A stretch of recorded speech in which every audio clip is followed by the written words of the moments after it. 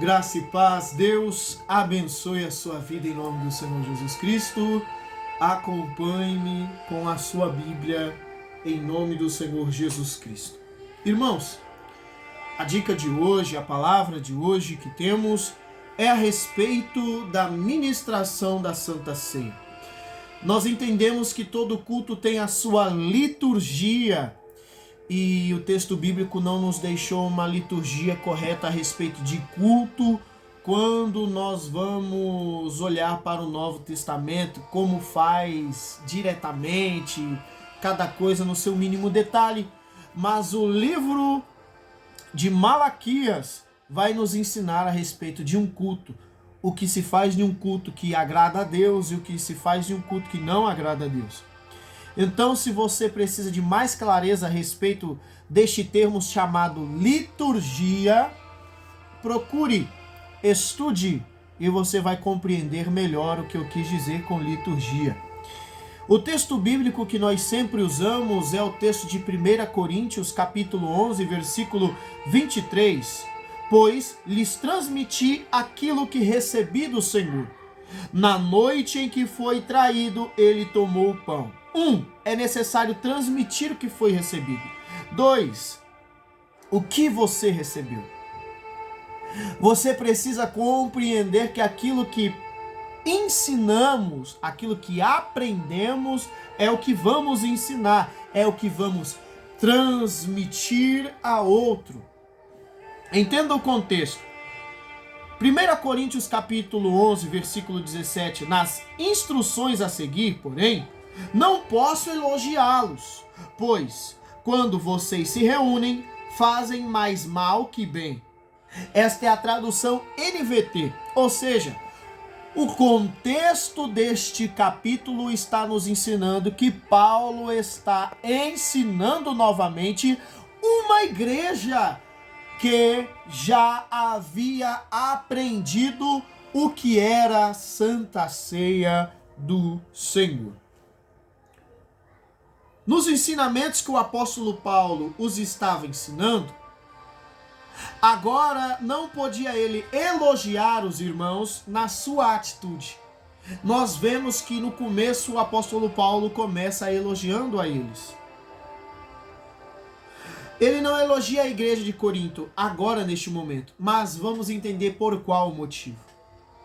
1 Coríntios capítulo 11, versículo 17 nos diz: Nisto, porém, eu não vos louvo, porquanto vós ajuntais não para melhor, senão para pior.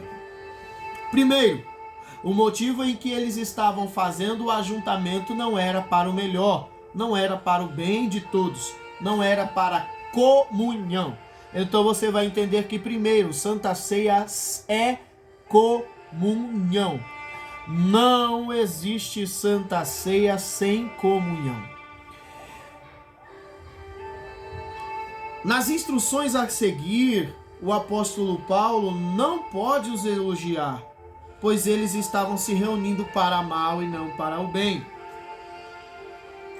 O fato de nos reunirmos no culto nos torna a igreja. Só somos igreja do Senhor quando nos reunimos para cultuar a Deus. Não existe eu sou meu pastor, eu sou meu membro, eu cultuo com mim mesmo, eu me discipulo a mim mesmo. Não, Deus instituiu pastores, Deus instituiu pessoas para estarem nos guiando, nos discipulando, nos ensinando, claro que debaixo de uma ordenança, claro que debaixo de alguns requisitos que a palavra de Deus nos cobra. O texto bíblico vai dizer que nós podemos nos reunir em um lugar, indivíduos ao mesmo tempo, para cultuar, para ceiar. Este é o sentido. Quando nos reunimos como igreja, não podemos nos reunir sozinhos. Igreja não é feita de grupinhos. Igreja é feita de membros. Membros compõem um corpo. Vamos dar prosseguimento. A argumentação do apóstolo Paulo em 1 Coríntios capítulo 11, versículo 19. Até importa que haja entre vós heresias, para que os que são sinceros se manifestem entre vós. Suponho que seja necessário haver divisões entre vocês para que se reconheçam os que são aprovados. A divisão havia por causa de uma visão distorcida de alguns.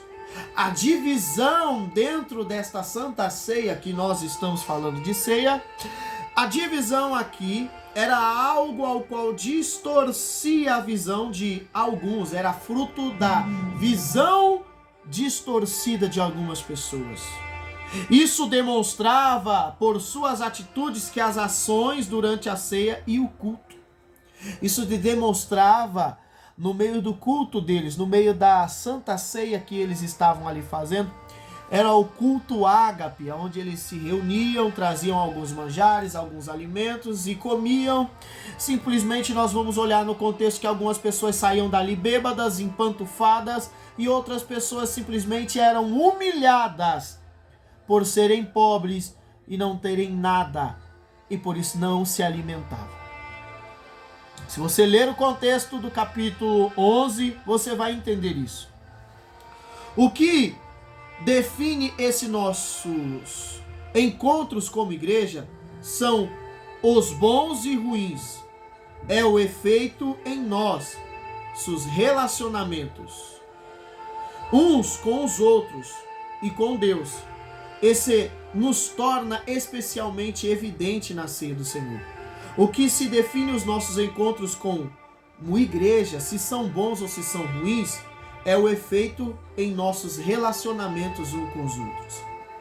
Se o culto é bom, se o culto é ruim, se o culto está sendo para melhor ou para pior, é a comunhão e o relacionamento que nós temos entre nós.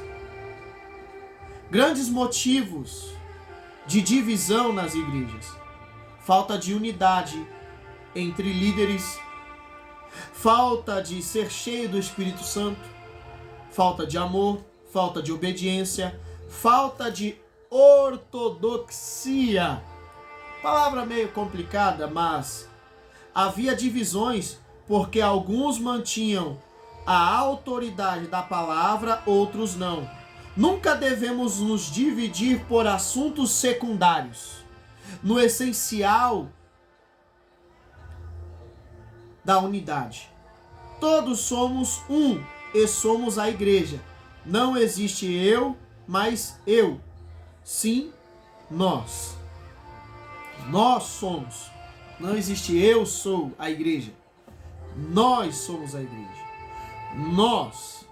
Nós precisamos ter uma unidade. Nós precisamos ser cheios do Espírito Santo. Nós precisamos ter obediência. Nós precisamos seguir a palavra de Deus. Ortodoxia significa caráter ou condição de ortodoxo. Ortodoxia significa interpretação, doutrina ou sistema teológico implementado como único e verdadeiro pela igreja.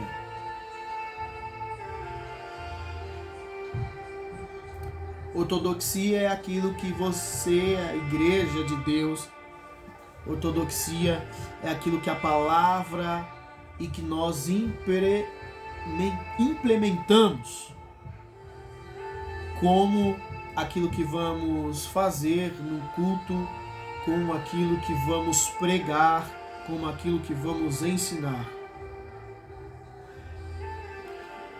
A ortodoxia é a condição de um cumprimento absoluto de todas as decisões, preceitos e ideais de um certo padrão ou dogma considerado tradicional.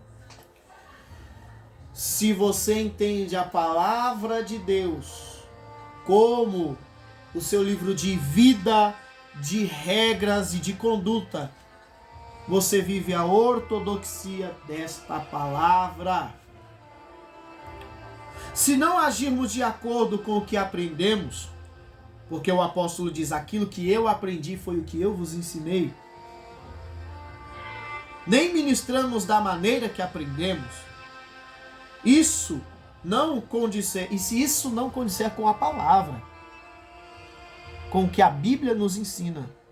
Logo, estamos interpretando errado, executando as coisas errado, transmitindo ensinamentos errados, ensinando coisas erradas. É impossível ministrar como Deus quer sem a devida reverência e conhecimento do que se está fazendo. Se ouvimos, devemos praticar. Ouvir, ou seja, dar ouvidos, é também estar disposto a praticar. Não existe nenhum versículo bíblico no Novo Testamento conferente a cuidado com itens, utensílios da igreja. Isso daí é um cuidado que você tem que ter. Mas a Bíblia está recheada de versículos a respeito de cuidado de membros. Você é um membro, Bri. Você, pastor, é um membro. A Bíblia está recheada de versículos a respeito de cuidado com as pessoas. Estes são os verdadeiros utensílios da ceia. Porque se você olhar para este texto de 1 Coríntios, capítulo 11, você vai entender que eles estavam se reunindo para mal, porque não estavam cuidando de si mesmos, do corpo. Uns olhavam para si mesmos, fartavam-se a si mesmos, e os outros que se importavam porque eles eram pobres. Que nós não venhamos desprezar a igreja de Cristo. Discernir o corpo de Cristo é olhar para o lado e entender que aquele irmão faz parte do corpo. O suco e o pão são apenas símbolos. Símbolos de uma aliança. E se eu não tenho aliança com quem faz parte do corpo, obviamente, eu também não faço parte do corpo. Porque eu não quero ter comunhão. Meu braço está unido ao meu tronco. A minha cabeça está unida ao meu tronco. E dividido, estarei morto. E algo infeccionado aqui estará trazendo dolo a todo o corpo. Que venhamos saber tratar. Este é o real cuidado que nós devemos ter com os utensílios. Nós somos pessoas, membros do corpo de Cristo, ferramentas na obra do Senhor Jesus Cristo. Que você venha entender que para ministrar uma santa ceia é necessário compreender o que se está fazendo. É necessário ter entendimento. Mais do que embelezar tudo, é necessário saber cuidar de pessoas.